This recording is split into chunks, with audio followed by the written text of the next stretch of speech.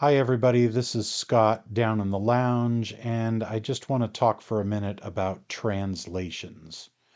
The reason I'm bringing this up now is because the next book that I'm going to be reading is a translation, originally written in Russian, and since I don't speak Russian, I've got to read the English version.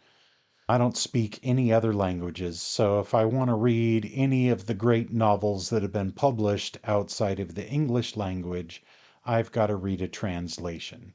And there are so many great, amazing novels out there that are not in English that I want to get to, and so I've got to talk about translations. The deal with translations is similar to texts in general. Because I'm providing these free of charge to you in my own way on my podcast, they need to exist in the public domain. And that's true of something that's published in English or something that is translated from another language. And so all translations that I will read need to also exist in the public domain.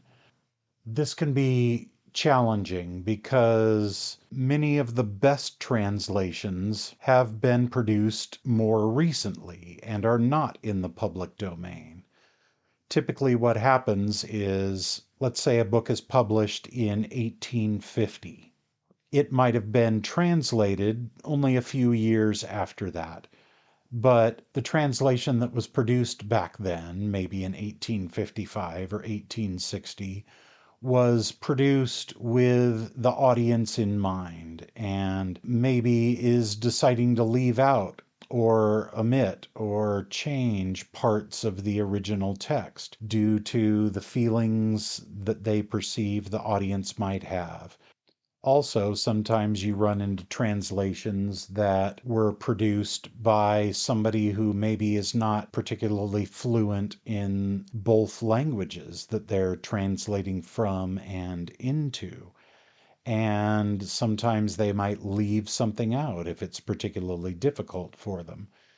More modern translations can often be much more accurate and much more true to the original intent or tone of the author. As a result, are much better translations to read. The problem for me, though, is that a modern translation is copyrighted, and so I can't use it here. I've checked with publishing houses about using a couple of modern translations that I really enjoy, that I would really like to read here on the podcast, and they have very politely declined my use of those translations. And this is pretty standard across the board. Unless you're a massive publisher who's maybe doing an Audible book that is going to be listened to by tens or hundreds of thousands of people, there's no publisher out there that's going to allow you the rights to use their material. So I'm limited to what's available in the public domain, and so that's what I'm going to use. Unfortunately, sometimes those translations that are in the public domain are not the best translations. I wish that I could utilize a better translation to provide a better reading of a novel to you, but I just can't do that. My wife thinks, well, why not just skip a novel and not read it at all if you can't read the translation that you want to read? And that's a valid point, except that I want to try to read as many of the great classic novels as I can. And so I'm just resigned to the fact that I'm going to have to read some of these public domain translations that aren't the best translations, but that's what's there and that's what I'm going to present.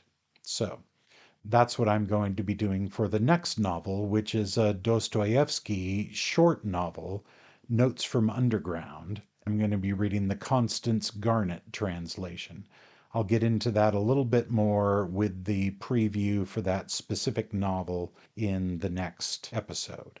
So stay tuned for that. That's coming very soon, just in the next few days. As always, thanks for listening, and I'll talk to you again soon. Bye bye.